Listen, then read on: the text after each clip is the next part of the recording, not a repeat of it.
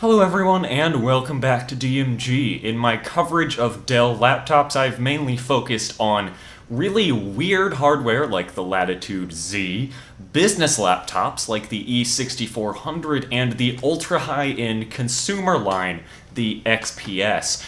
I've never taken a look at the Inspiron, which is the lower-end, kind of entry-level consumer. So today that changes. This is the Inspiron E1505, and, well, it seems like it's a pretty viable alternative to the Latitudes and the XPSs if you're looking for an older laptop. So this will be a bit of coverage about the Inspiron E1505 and how the Inspiron series is actually quite decent. So, of course, as always, going around the side, start with the ports. Left side has the optical drive. It's funny that Dell put them on the left in this era. They're usually on the right. That's DVD rewritable, fan intake and exhaust, S-video and VGA out, 2 USB 2, 10100 Ethernet, 56K modem, charging port, Firewire 400, 2 USB 2, SD reader, 2 headphone and mic jacks, hard drive. There's supposed to be a little panel that goes there to cover it. Above it is the expansion slot for express card.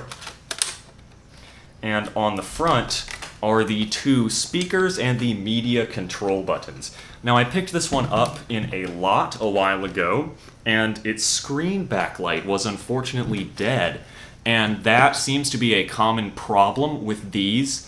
The original display that the first units were shipped with was defective, and it apparently died quite quickly, like much quicker than it should have.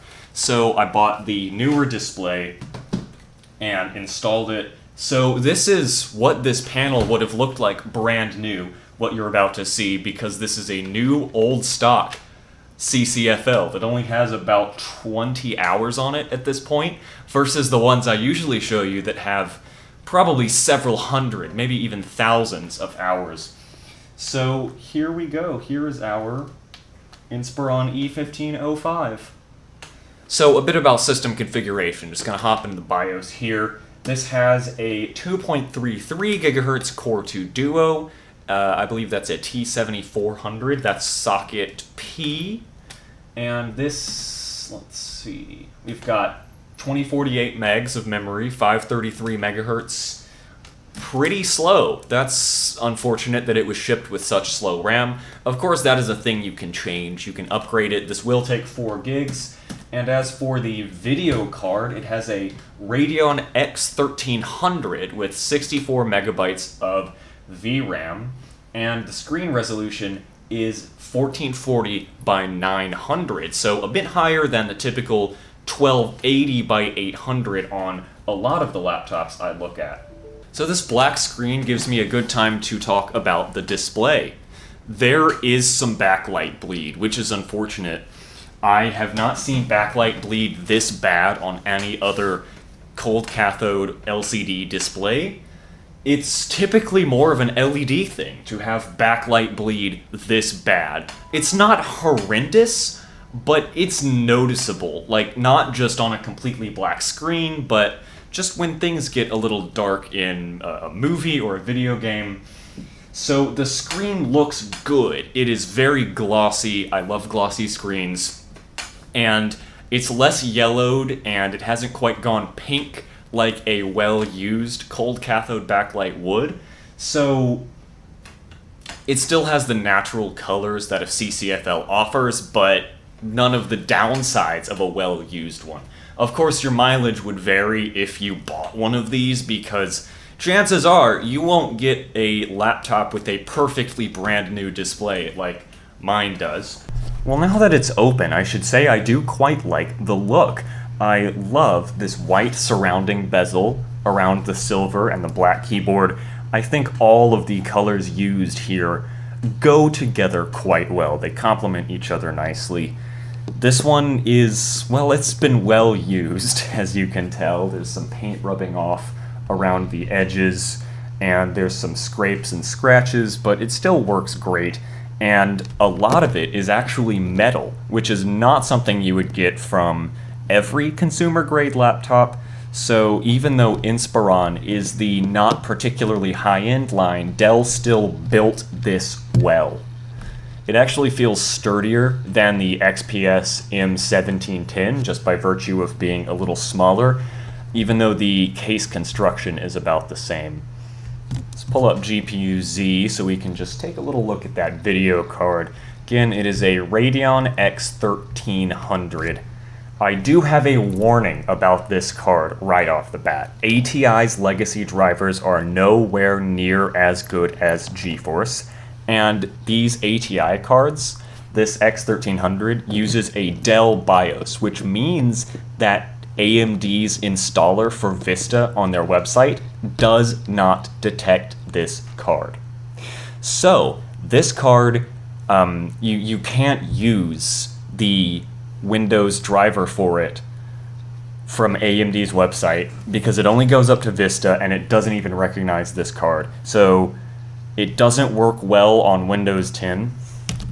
So the driver I am using is the one, packaged with Windows. There is a ATI X1330/X1500 driver that comes with Windows that I'm using. It only works on 32-bit systems, and it is, so you hit pick. Yeah, there we go. So that's how you find it. You scroll down to one of these ATI Radeon X series cards. So you have to install one of the drivers that comes with Windows. That means you don't get the control panel. Or you just buy one of these that has the GeForce 7300 instead. And that is what I would advise. But neither of these cards are Windows 10 compatible. It is time to test these speakers.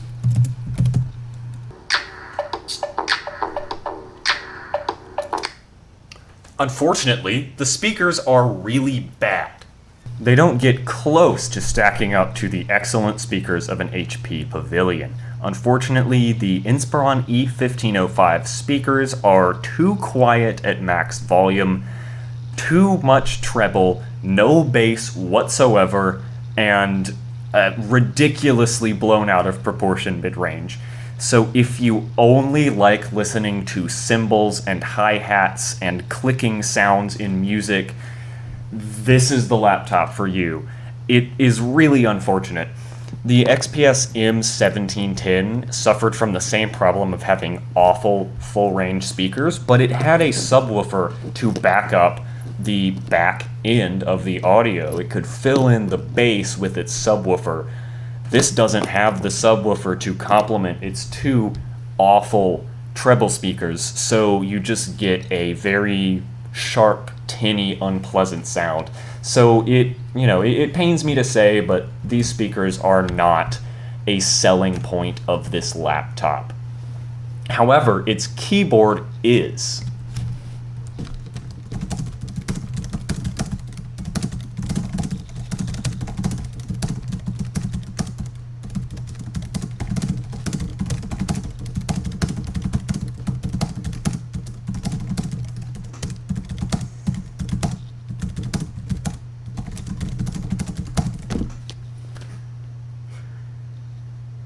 It is a very similar keyboard to the Latitudes of the era, that being the D series, the final D series. So that's like the D530, the D620, those laptops, and that means it feels better than your average like gaming laptop keyboard. It feels better than the HP Pavilion keyboards. It bottoms out a little lower, and it has a bit of a softer feel, not mushy, but kind of a soft, like relaxed feel. There we go. Okay, so as always, we're using the native display resolution, which in this case is 1440 by 900. We're starting off with Unreal Tournament. This is real time. I mean, I'm not like slowing down the footage or anything. It's running at like quarter speed. That's not very good. I mean, like, I'm waving my hand here to hopefully give a comparison point of speed. Whoa, sped up for a second there. This is so funny because it didn't do this at all when I plugged it into the display of my XPS E1505, which I actually did pretty much when I first got this laptop to make sure that the motherboard and the graphics card worked, and it was just the screen that was broken. So I actually played through Unreal Tournament at 1920 by 1200 on the XPS M1710's screen with this little baby Radeon X1300, and it did not have any of like this stuff. It was not running slowly. It was just a little bit laggy because, of course, that card is not supposed to run a display that high resolution. Yeah, so there's some lag. It's not running exceptionally well. This is better than you would have gotten from Intel integrated graphics. Still smoother. However, Intel integrated graphics have actually usable drivers, and an Intel iGPU of this era would be usable on Windows 10, which the ATI card is not. So there are trade-offs with going for a discrete GPU of this era, and honestly, I personally think it's not worth going for a weaker discrete graphics card. Like, if you're going to put up with all the driver nonsense and not being able to run Windows 10 or above and all of that, I would honestly say only do that if you're getting like a GeForce 9600 or better. Well, actually no, GeForce 9600 can run Windows 10 with no issues. So I'd say like Radeon X1600, that's the point at which it is fast enough for me to be worth the inconvenience. So of course this discrete graphics card is more capable than Intel integrated graphics of the era, but the inconvenience, well, you just decide if it's worth not being able to run Windows 10 or above and more modern applications that require DirectX 10. And, you know, if you just want to play some older games, the X1300 is a totally fine card, but if you actually want to buy an old laptop to use daily, I would say go for a GeForce 8000 at the minimum, nothing from ATI, and definitely go for Intel integrated graphics over an ATI card like this one. So it's running this okay. A couple stutters at the beginning when it was loading things in. Might have been from the storage drive instead of the graphics card, in fact. But it is Ice Tomb time. I hope it does the funny ATI-only glitches, because ATI cards get weird on Ice Tomb. Like, the Steam animation plays too fast sometimes. We've got some... Ooh, okay. So there's some frame lag that you can see on screen, but actually the worst lag is the input lag. There's some significant delay, and that is unpleasant. Alright, let's start shoot banging and see what happens to the frames. By the way, I am playing with just the touchpad, so this laptop is one of the few that will actually accept simultaneous input from the mouse and the keyboard. From the touchpad and the keyboard. So a lot of Dells actually don't let you do that. You can't use the touchpad and the keyboard at the same time. It doesn't register both inputs. So that's a huge plus if you're going for mobile gaming. Also, I'm playing unplugged, so performance... Let's see if it changes if I put it on the charger. Alright, we are on the charger now, and it's performing... this looks pretty much the same. So I don't think it's clocking down or throttling the graphics card on battery. Actually, the input lag is lessened, so I do think there is some sort of power limitation on the CPU or graphics card, as pretty much every laptop has. It's going to perform a little bit worse on battery than it does plugged in. But it's pretty great for games like Unreal Tournament 2004 if you want a just a decent DGPU. Nothing crazy, nothing outlandish, but something suitable.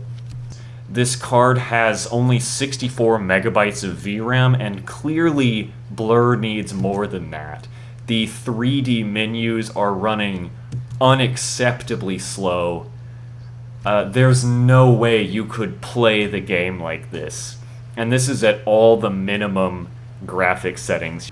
So Tetris Worlds on PC is 640 by 480 only because the developers just ported the GameCube version, couldn't be bothered to put a resolution change menu into the game because they put so little effort into it, unfortunately. So, I mean, of course it's running fine. It's 640 by 480. This is the kind of lighter, casual game that a video card like the Radeon X1300 is meant for. And there was actually a CD in the disk drive, which I found when I went to install Windows. It was The Sims 2. So it looks like the previous owner did a little bit of light gaming on this system. Yeah, this is running perfectly. Like, this could not be any better. Well, there was a little bit of lag there. Of course, right as I say that. Yeah, this is running excellently. Let's find some police to smash into.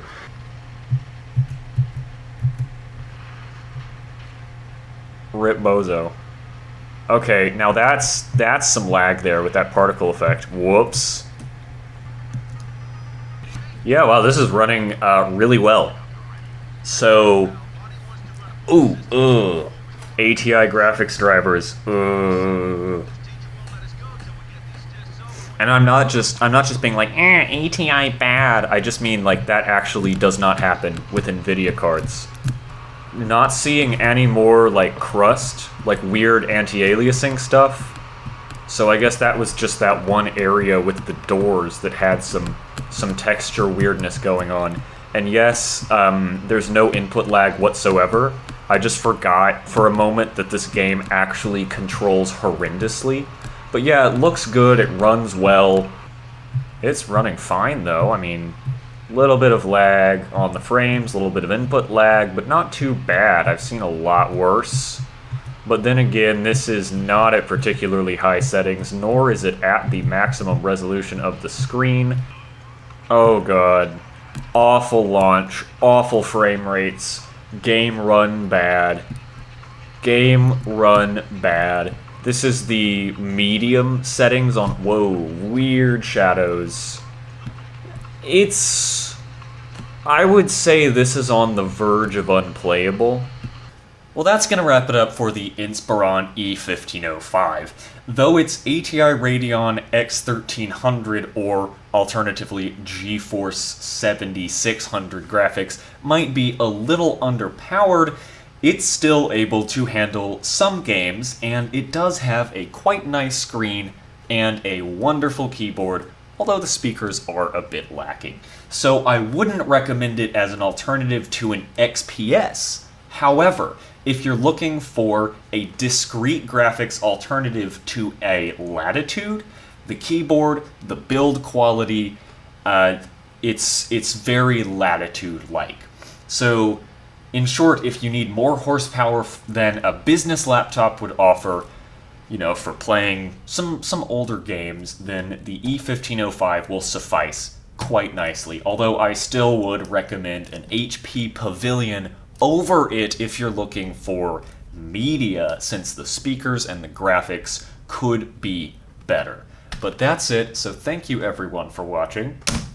As always, I'm happy to add more machines to the collection. So thanks everyone who supports me, allows me to continue doing this. Your help is greatly appreciated. So thank you, and I hope you'll come back next time.